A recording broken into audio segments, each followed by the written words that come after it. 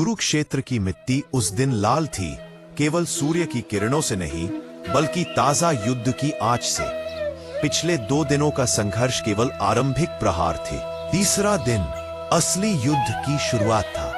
कौरवों ने सोची समझी योजना बनाकर पांडवों के मनोबल को तोड़ने की कोशिश की थी। अर्जुन को दूर भेजकर युधिष्ठिर को लक्ष्य बनाना, और उनकी यह योजना लगभग सफल भी हो गई थी। परंतु युद्ध भूमि पर घटनाएं केवल रणनीतियों से नहीं बल्कि योद्धाओं के हृदय, साहस और समय की पुकार से भी तय होती हैं। अर्जुन जब लौटकर आया, वह केवल एक योद्धा नहीं था, वह पांडवों की ढहती हुई आशा का पुनर्जन्म था। युधिष्ठिर के रथ के पास धूल का एक बादल उठ रहा था। भीष्म के तीर प्रचंड अग्नि के समान वर्षा कर रहे थे। प्रत्येक तीर किसी वज्र की तरह रथ के पहियों को, अश्वों को, सारथियों को झकझोर देता। पांडव सेना के सैनिक टूटने लगे थे। रथों का संकुल डगमगाता हुआ पीछे हट रहा था। धृष्टद्युम्न और सहदेव पूरी कोशिश कर रहे थे कि युधिष्ठिर सुरक्षित रहे, पर भीष्म की शक्ति के सामने वे स्वयं कमजोर पड़ रहे थे। और तभी दूर से आती हुई धूल की आंधी के पीछे चमकती एक नील रेखा, एक तेज गति से आता रथ, हवा को चीरती हुई एक गर्जना। युधिष्ठिर। युद्ध भूमि ठिठक गई, अरबों तीरों की गूंज के बीच। यह एक आवाज बिजली की तरह गिरी। ग्रामीण हवा की सुगंध में अर्जुन के रथ के पहियों की ध्वनि फैल गई। कृष्ण के हाथों में सारथी की लगाम थी, स्थिर, दृढ़, अडिग। अर्जुन की आंखों में उस समय केवल 2 बातें थी, धर्म रक्षा और पांडव कुल की प्रतिष्ठा। कौरवों को समझ आ चुका था, युद्ध अब उनके नियंत्रण में नहीं रहा। दुर्योधन की आंखों में घबराहट चमकी। वह चिल्लाया, अर्जुन वापस आ गया, पंक्तियां संभालो, उसे किसी भी हालत में आगे बढ़ने मत देना। कौरव सैनिक दीवार बनकर खड़े हो गए। उनका उद्देश्य अब अर्जुन को युधिष्ठिर से दूर रखना नहीं बल्कि उसकी क्रोध धारा को रोकना था। एक असंभव कार्य।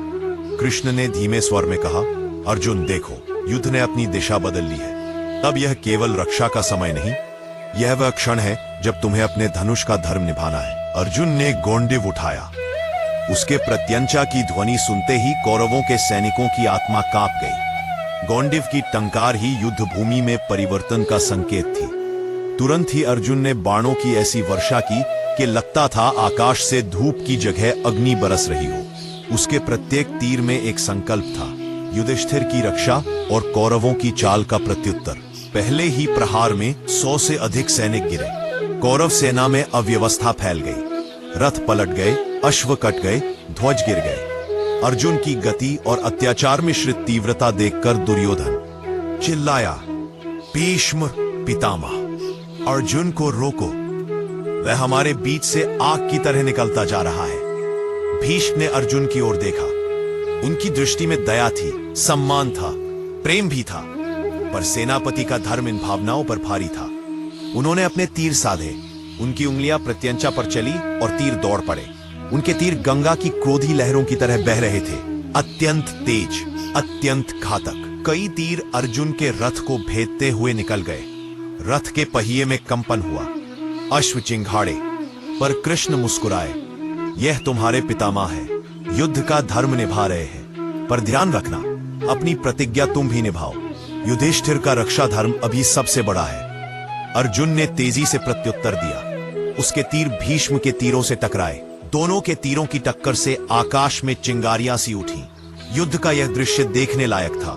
धरती इतिहास में इसे स्वर्णाक्षरों में दर्ज करेगी। भीष्म और अर्जुन का यह सामना धर्म और साहस का चरम रूप था। कुछ ही क्षणों में अर्जुन ने भीष्म के कई तीर काट दिए। फिर उसने एक प्रचंड वेग वाला बाण छोड़ा जो सीधे भीष्म के धनुष पर लगा। धनुष हिल गया। भीष्म मुस्कुराए। उन्होंने दूसरा धनुष उठा लिया और बोले, अर्जुन, यह युद्ध है, अभ्यास नहीं, तुम्हें और तेज चलना होगा। अर्जुन ने तुरंत 10 बाण एक साथ चलाए। भीष्म ने अपने बाणों से उन सभी को नष्ट कर दिया। यह दृश्य अद्वितीय था। 2 महान धनुर्धर, 2 पीढ़ियों के योद्धा, 2 धर्म सैनिक, एक ही आकाश में अपनी अपनी लपटें छोड़ रहे थे। इधर युधिष्ठिर को राहत मिली। अर्जुन के लौटते ही कौरव सेना का दबाव टूट गया था। धृष्टद्युम्न, नकुल और सहदेव फिर से लय में लौट आए। भीम गरजते हुए कौरवों की पंक्ति में घुसे। उनकी गदा जहां घूमती वहां सैनिक मिट्टी की तरह उछल जाते। भीम की गर्जना से धरती गूंज उठी। कहां हो दुर्योधन? आओ, आज मैं तुम्हारी सारी चालें तोड़ दूंगा। दुर्योधन पीछे हट गया। वह अर्जुन और भीम दोनों से एक साथ सामना नहीं करना चाहता था। अब कौरव सेना की पहली बड़ी रणनीति ढह चुकी थी। अर्जुन अब भीष्म और कौरव पंक्ति के मध्य आ गया था। उसने गोंडिव को उठाया, आंखें बंद की और कृष्ण से कहा, मधुसूदन, आज मेरे तीर धर्म का संदेश लाएंगे। युधिष्ठिर का जो रण है, यह युद्ध उसी का उत्तर है। कृष्ण ने कहा, तो चलो अर्जुन, युद्ध के इस दिन को इतिहास बना दो। अर्जुन ने अग्नि जैसा चमकता एक महाबाण छोड़ा। यह बाण इतना तेज था कि कई सैनिक उसकी ध्वनि सुन भी नहीं पाए। वह सीधे उस स्थान पर गिरा जहां कौरव सेना की सबसे मजबूत पंक्ति खड़ी थी। एक ही क्षण में सैकड़ों रथ बिखर गए, अश्व गिर पड़े, ध्वज कट गए। यह अर्जुन का पलटवार था, जो तीसरे दिन की पहली निर्णायक जीत बन गया। भीष्म ने देखा, अब पांडव सेना पुनः एकजुट हो गई है। अर्जुन की उपस्थिति से युद्ध की दिशा बदल रही है। उन्होंने कृष्ण को देखा। कृष्ण शांत थे। उनकी आंखों में युद्ध का परिणाम छिपा हुआ था। वे जानते थे, आज का यह पलटवार केवल विजय का संकेत नहीं, बल्कि अर्जुन के भीतर छिपी महासमर्था का उद्घाटन है। दूर कहीं दुर्योधन शांत खड़ा था। उसके हाथ कांप रहे थे।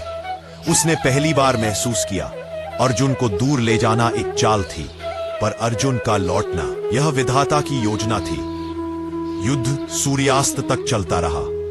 रथों की धूल, सैनिकों का गर्जन, भीष्म और अर्जुन के बीच की देवसी द्वंद्व, सब मिलकर तीसरे दिन को महाभारत के सबसे तेजस्वी दिनों में बदल रहे थे।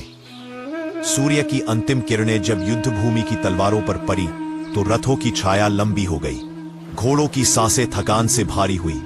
भीष्म अपने रथ पर स्थिर खड़े थे। उन्होंने अर्जुन की ओर देखा और मन ही मन कहा, यह बालक आज योद्धा नहीं रहा, यह आज सच्चा नायक बन गया।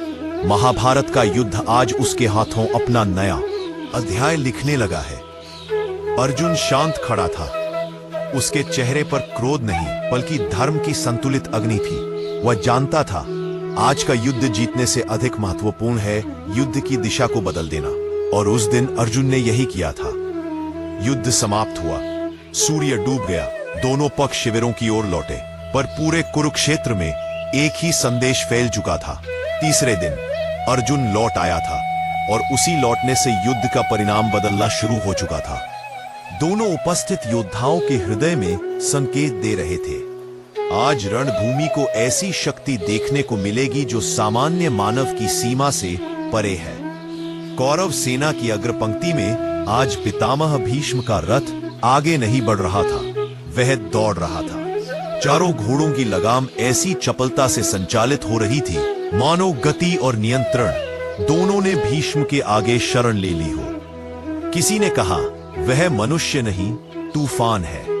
दूसरे ने कहा, नहीं, तूफान भी इनके सामने धीमा पड़ जाए। धनुष की प्रत्यंचा पर भीष्म की उंगलियां टिकते ही वातावरण में ऐसी गूंज उठी जैसे आकाश स्वयं चीख रहा हो। और तभी प्रहार आरंभ हुआ। तिरिंदों की बाढ़ पर रुके बिना भीष्म ने पहला बाण छोड़ा, और फिर दूसरा, तीसरा, चौथा, ऐसी तीव्रता से कि सैनिकों को बाण दिखाई ही नहीं देते थे। केवल चमक, चीख, टकराहट और गिरते शरीर दिखाई दे रहे थे। पंता, जो योद्धा ढाल उठाकर रक्षा कर रहे थे, वे ढाल उठाए ही रह गए, क्योंकि बाणों की संख्या ढालों से अधिक थी। धृष्टद्युम्न ने क्रोधित स्वर में आदेश दिया, पंक्तियां बदलो, मध्य से हटो। भीष्म आज पूरी सेना को अकेले चीर देंगे। पर आदेश की गति भी भीष्म की गति के आगे मौन पड़ गई। उनकी हर नजर, हर तीर मानो लक्ष्य के भीतर घुसकर दिशा चुनते थे। अश्वों के तैरों को काटना, रथ चालकों को निशाना बनाना, भलों को गिर माना, मुख्य रक्षक दल को जड़ से मिटाना, और अंत में सेनापति को खुला छोड़ना। यह युद्ध नहीं, रणनीति के साथ किया गया मानसिक वध था। कौरव पक्ष में उन्माद। दुर्योधन के चेहरे पर ऐसा तेज चमका जो उसने पहले कभी नहीं दिखाया था। कर्ण चिल्लाया, आज देखो सूर्य के पुत्र के गुरु का विस्फोट। द्रोण बोले, जब भीष्म इस रूप में आते हैं तो युद्ध का परिणाम केवल एक दिशा में जाता है। कौरव सेना की हर पंक्ति भीष्म की गति के पीछे आगे बढ़ने लगी, मानो तूफान के पीछे लहरें उठ रही हो। पांडव पक्ष का विघटन। पांडव सेना के भीतर भय धीरे धीरे पर निश्चित रूप से फैलने लगा। धूल में भटके सैनिकों की पुकार, रथ पलटने की ध्वनियां और टूटते हथियार सब एक ही बात कह रहे थे, यह रोकने योग्य नहीं है। 7 पांडव सेनापतियों ने भीष्म को रोकने का निश्चय किया। वे सातों एक साथ उनकी ओर बढ़े, आत्मविश्वास के साथ। पर भीष्म की दिशा नहीं बदली, उनकी गति नहीं घटी। उनकी उंगलियों का स्पर्श धनुष की प्रत्यंचा पर जितना स्थिर था उतना ही भयानक था। क्षण भर में 7 रथों के पहिए टूटे, घोड़े घायल हुए, सारथी पीछे की ओर गिरे और 7 महान योद्धा धूल में लेटने को मजबूर हो गए। पांडव शिविर में निराशा का शोर उठा। कोई उन्हें रोक नहीं सकता। अर्जुन का निर्णय। पर द्रौपदी के 5 पुत्रों को घिरते देख उनके भीतर क्रोध जगा। कृष्ण ने समझा समय आ गया है। उन्होंने रथ को उछालते हुए सीधे भीष्म की दिशा में बढ़ा दिया। गांडीव उठा और उसकी टंकार सुनते ही धूल हटी, हवा रुकी, सूर्य चमका। अर्जुन के तीर भीष्म के प्रहारों से टकराए और रणभूमि में विस्फोट जैसी ध्वनि उठी। अब आकाश में तीर नहीं, प्रकाश की 2 धाराएं लड़ रही थी। भीष्म बोले, शाबाश अर्जुन, ये युद्ध है, यही मैं चाहता था। और उनकी गति फिर बढ़ गई। बाणों की गति इतनी हो गई कि ध्वनि भी पीछे छूट गई। कभी हल्का कंपन, कभी बिजली सी चमक, कभी अग्नि के विस्फोट सी आवाज। अर्जुन ने भी गति बढ़ाई, पर भीष्म के प्रत्येक 100 तीर काटने पर और 100 उठ खड़े होते। कृष्ण गरजे, तूफान से युद्ध है, अवरोध मत बनो, लहर बनकर भिड़ो। अर्जुन ने तुरंत रणनीति बदली। उन्होंने प्रत्यक्ष आक्रमण ना किया, बल्कि पीछे की कौरव संरचना तोड़नी शुरू कर दी। भीष्म ने देखा, अर्जुन लड़ नहीं रहे, सोच रहे हैं। फिर आज से युद्ध के बदले मैं जो पितामह के सामने उत्तम पस्त। युद्ध सिर्फ शक्ति से नहीं, बुद्धि से भी जीता जाता है। धूल में छिपा सत्य। सूर्य धीरे धीरे पश्चिम की ओर झुका। युद्ध अभी भी जारी था। भीष्म की गति कम नहीं हुई, अर्जुन का प्रतिरोध ढा नहीं रहा। दोनों के बीच किसी शब्द की आवश्यकता नहीं थी। एक गुरु का गर्व, एक शिष्य का संकल्प सिर्फ अंतिम मौन में टकरा रहे थे। पंतिन पस्त, सूर्यास्त का शंखनाद हुआ। युद्ध थमता गया, पर पांडव और कौरव दोनों यह समझ चुके थे, अगला दिन विजय या पराजय का नहीं, तूफान बनाम तूफान का दिन होगा। भीष्म ने जाते जाते अर्जुन की ओर देखा और मुस्कुराए, बिना घमंड के, बिना क्रोध के, सिर्फ प्रेम और चुनौती के साथ। उन्होंने कहा, कल फिर युद्ध होगा पार्थ, और कल मैं धीमा नहीं पड़ूंगा। और अर्जुन ने उत्तर दिया, और मैं भी पीछे नहीं हटूंगा, पिता तुल्य। उस क्षण रणभूमि में कोई शब्द नहीं बचा, केवल यह निश्चित था, कल का युद्ध इतिहास नहीं, भाग्य लिखने वाला होगा।